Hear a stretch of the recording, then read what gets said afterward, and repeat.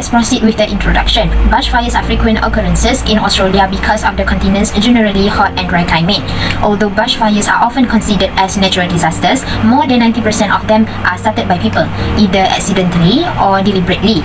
The most common natural cause is lightning. Australia suffered another disastrous fire season in 2019. New South Wales was hit the hardest, though no state was spared.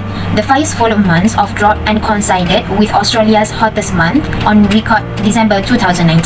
Cooler temperatures and heavy rains in southeast Australia helped to extinguish the fires in February 2020. Then, what is the issue? Most people didn't know about the real issue of Australian bushfires that happened in September 2019. So, let's take a look. Australia has been ravaged by bushfires which have destroyed much of the country. Hundreds of fires broke out in New South Wales, Australia in September 2019, causing the government to proclaim a state of emergency. The fires soon spread across the country, becoming some of the most catastrophic ever seen.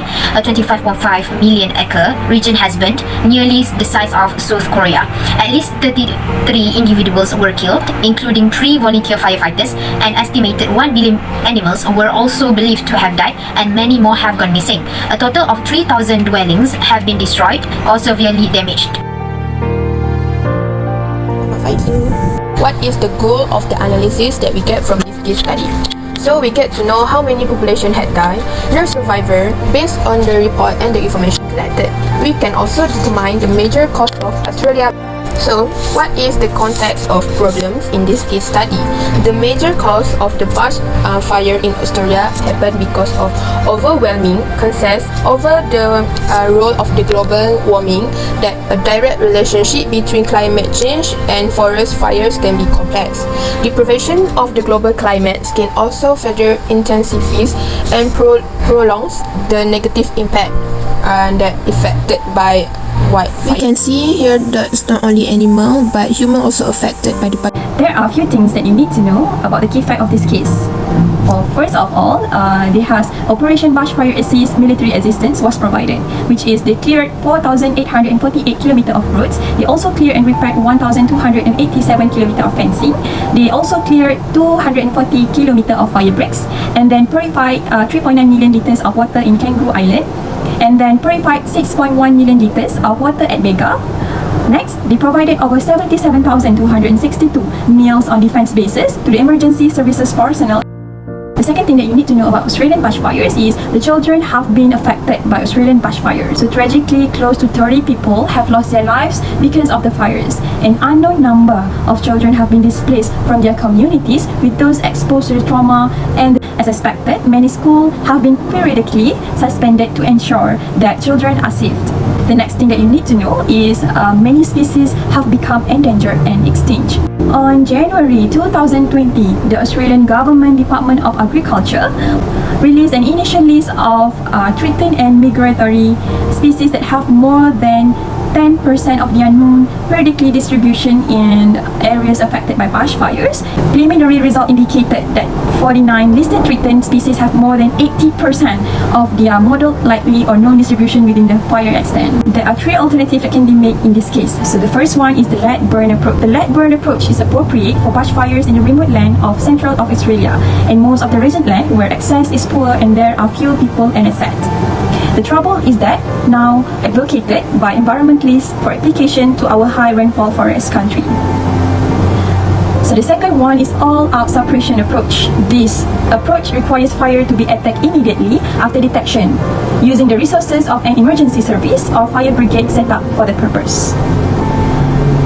And the last one is the green burning approach. So what is green burning approach?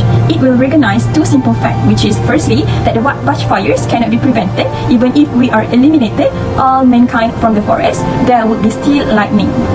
And the second one, there will be a periodic mile. Patchy fires prevent the build-up of heavy fuels so that when a fire doesn't start it is easier and safer to suppress, thus less damage and cost less. A regime of green burning also produces a healthier and more vigorous forest and is better for biodiversity. I will talk about what would you recommend and why.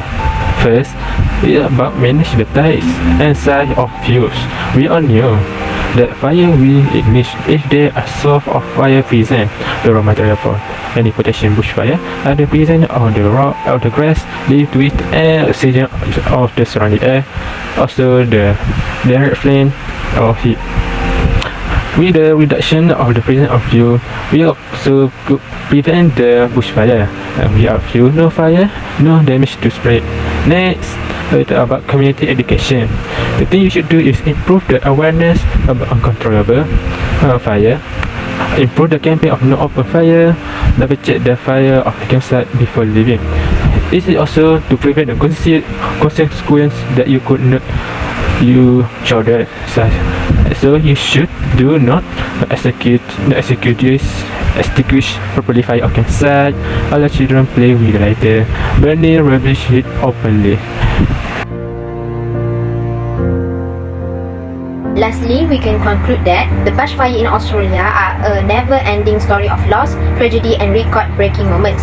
The beautiful country Australia has long been admired for its outstanding biodiversity, with many species only found in the region and nowhere else in the world. Many of these species are also statistically valuable. Scientists are concerned about an immediate loss of biodiversity in Australia, where many species are endemic. Many species rely solely on Australia for survival, making the threat to their habitat particularly concerning.